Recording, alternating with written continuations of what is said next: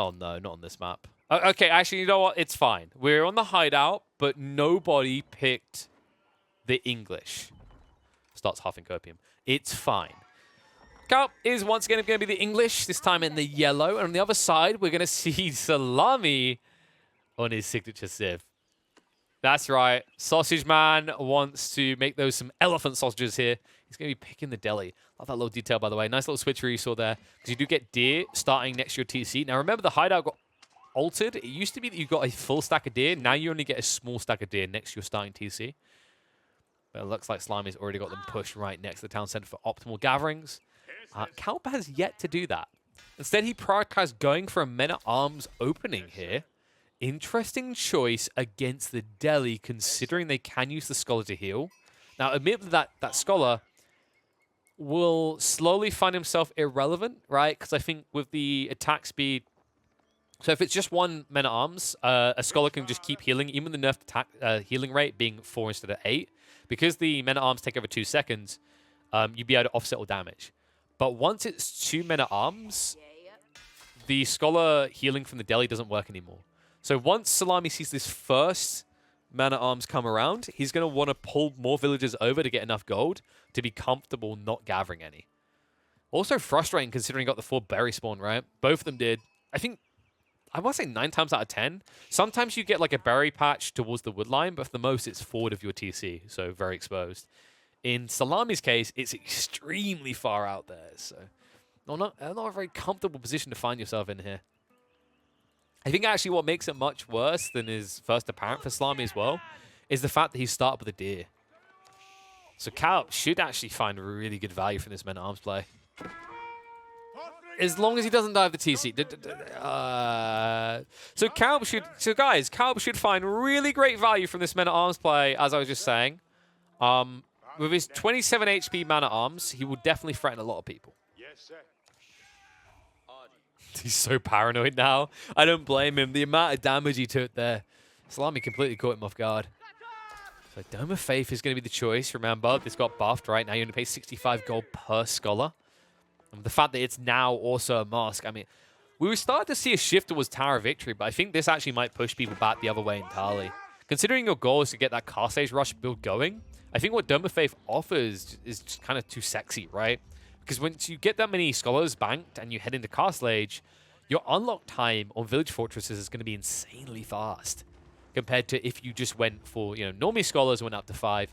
You'd be paying double, right? Like if you go 5 Scholars with only 65 gold cost for each, you're only paying, like, what is that? So it's 325?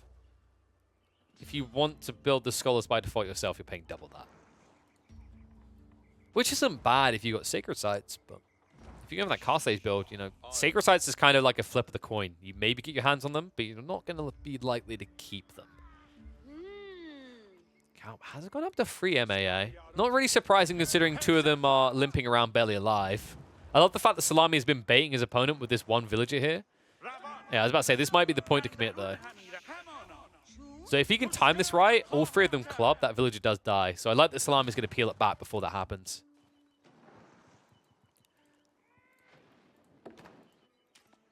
Now, keep in mind, Calp's timing has been delayed by this play, right? He did spend 150 wood on this Rax. He did then spend 120 per Men-at-Arms. So he's almost spent a tech up at this stage. Some people are asking, hey, Abbey of Kings to heal the MMA? I think Abbey of Kings just in general because it's good. Because you can tank up and go for a later timing. I mean, I gotta see the Abbey of Kings. Now, it's not about actually bringing them home to be healed by the Abbey of Kings. If you really want to get more value out of these Men-at-Arms, the better play is just to prep a king. Because if you want to heal these Men-at-Arms, it's a long way to wait, right? 1.12 movement speed, and you'd have to cross the map not once, but twice, right? Like, actually, the distance from here to your base, it's, I think, slightly more than a map's crossing. For a very slow unit. Cheeky little play out, Calp.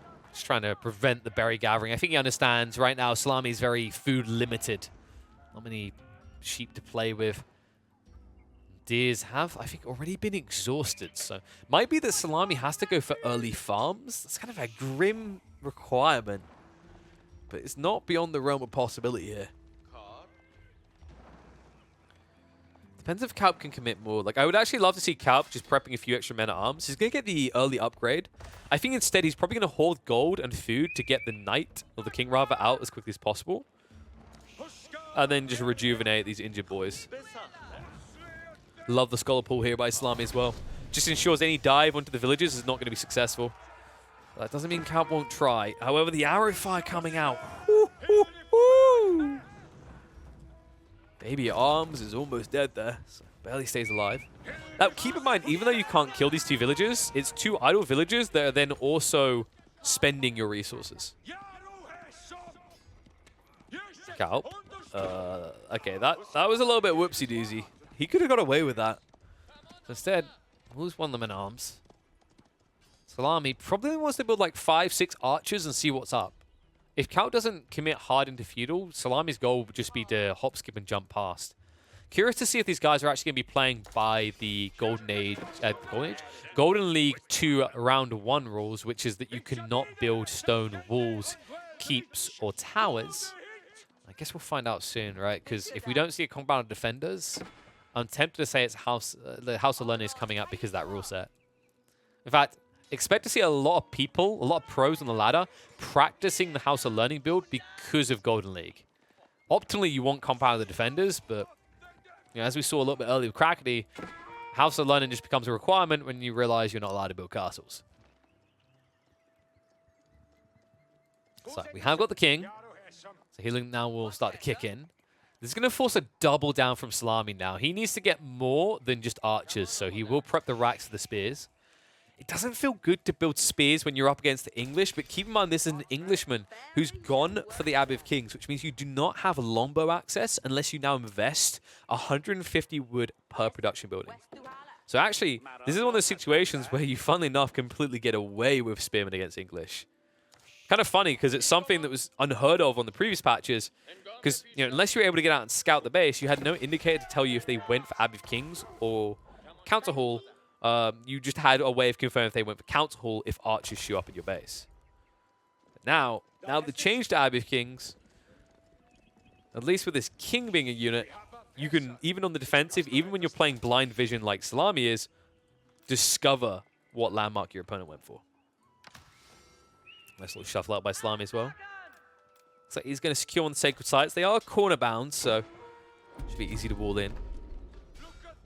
Dive is going to come out though. Now keep in mind Salami pulled pretty much his whole army to the eastern side. Even sent any spearmen he had out. Oh wait, maybe not. Okay, he's just on a coffee break. And Salami needs to react to this soon. We'll go for the wall in. Taps it just quick enough. That's not going to prevent them. Will be a wraparound. Now keep in mind Salami. He committed the cardinal sin here. He did not get textiles. Very dangerous game he's playing, and all of a sudden his woodline cannot operate at all. Now he can shift out of the base, maybe head onto the berry patch or the deer, to the north and east side of his base. But instead, he wants more wood.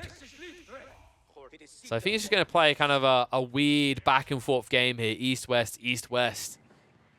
Kalp kind of in for a penny, in for a pound at this stage. A lot of men-at-arms.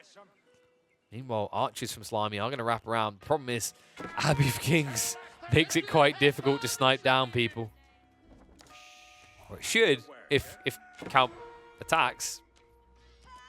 All right, Salami gets a freebie. Now, keep in mind, Kalp, it looks like he's just idling, being silly, but it's not. If he just sits in this corner, he's actually passively healing up. And then once all of his units are full HP, right, once he's filled that can to the max with the gasoline, he can set fire to things. I don't mean literally like this lumber camp. I meant metaphorically like this eco line. Let it burn, baby. He has also discovered the sacred site situation, but best thing Kalp can do right now is just continue to idle Salami up as best he can. However, Salami is building a kill squad on the backside of this. Now, if Kalp doesn't get out soon, he could actually end up losing all of the men-at-arms. He still hasn't committed to a blacksmith, so he still doesn't actually have extra ranged armor. The archers could just whittle away at him. That's exactly why Kalp's going to move out now, so we'll shift away in time. Attempt to snipe out the king is going to be unsuccessful here. He needs to be careful of the archers as well. Salami is just hellbound, intent on taking out that king. Might cost him a lot if he's not careful. This is the better way to go, though, right? The switch over onto the men-at-arms. Remember that these archers move quicker. So now Kaup, like, unless he commits to a fight, he's going to lose everything. It's going to take time, though. It's definitely not what I would call a fast burner. I think if Kaup wants to try and have these men-at-arms survive, best thing you can probably do is peel them, one or two of them off in different directions. Cool little play there instead from Kaup, though. You saw that, right? That was actually amazing. So he pulled the king away, and then he turned around with half the men-at-arms, and then pulled the injured one through with a formation selection, including the king, which meant that actually the men-at-arms at the backside moved faster to catch up with the other two men-at-arms. Really cool little detail there. At the end of the day, it doesn't really change much, though, as Kaup still loses one of the MAA. But remember, this is all a distraction, because what has Salami now done? He's committed to a lot of army here. And he's only got one Sacred Site out of this. So now Kaup, considering that he built up the farms, has set himself up perfectly to head into Castle Age a mile ahead of Salami.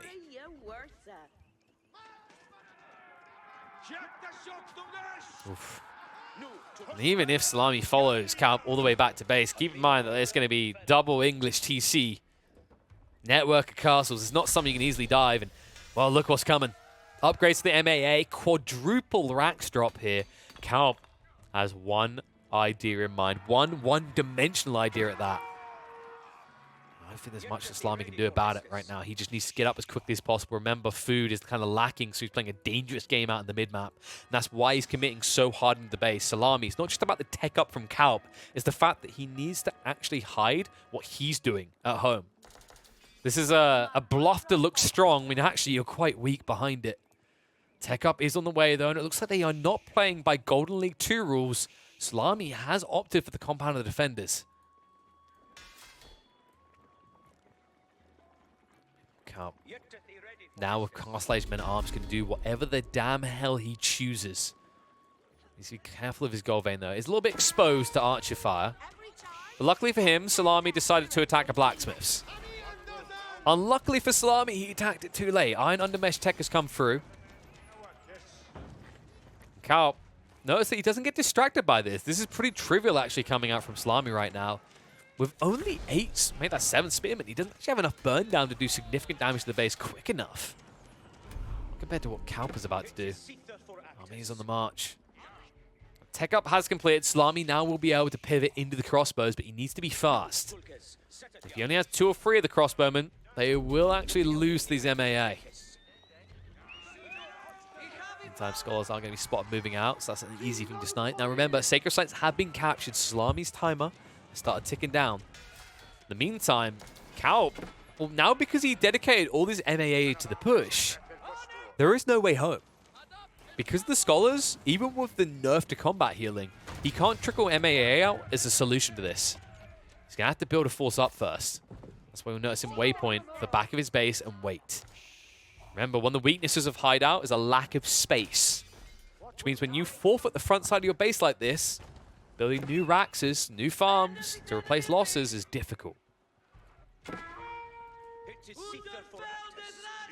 There's a free farm in the base for Salami, might be done though. I press in, gold line is here, wood line as well. Now the food is elsewhere.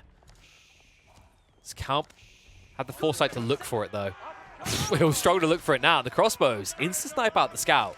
Good play there by Salami, and now there's an opportunity to threaten with a wall lull, which will allow the crossbows to stabilize and snipe out the rest.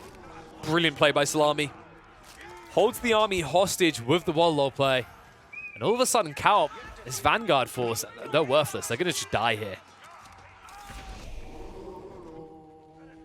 Another wall lull, just to kind of distract, maybe force a weird reaction out of Kaup, but Kaup, realizing that he can't get out of Bad Boy Bay, just does whatever he can while sinking in it.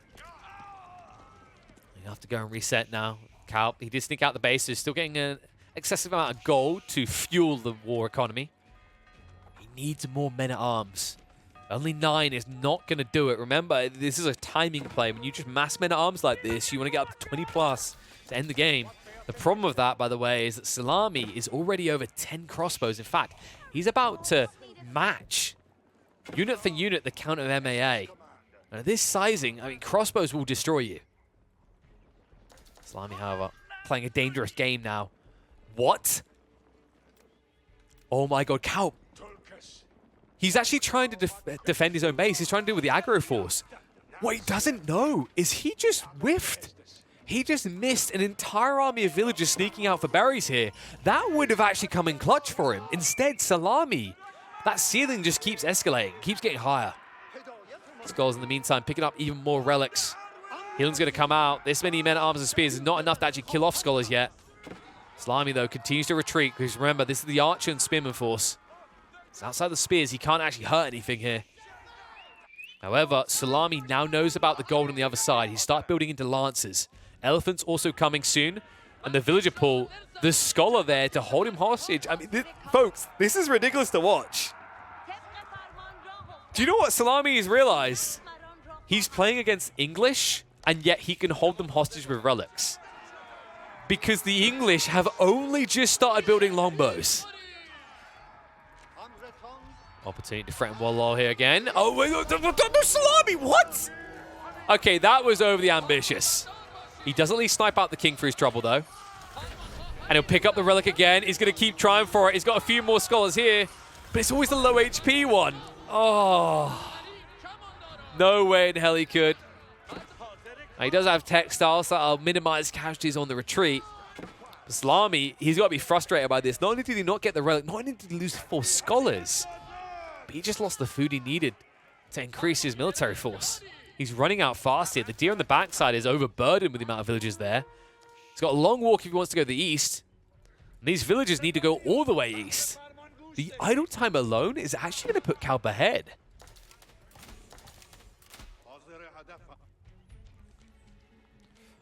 Worrisome situation for Salami now. He was pivoting into elephants. Elephants that they're going to be okay, but they're not directly countering anything here, right? It's not mass cavalry out of Kaup. He's just building very tanky men-at-arms. Longbows, which will be able to tickle at least a little bit, but that damage will add up quickly.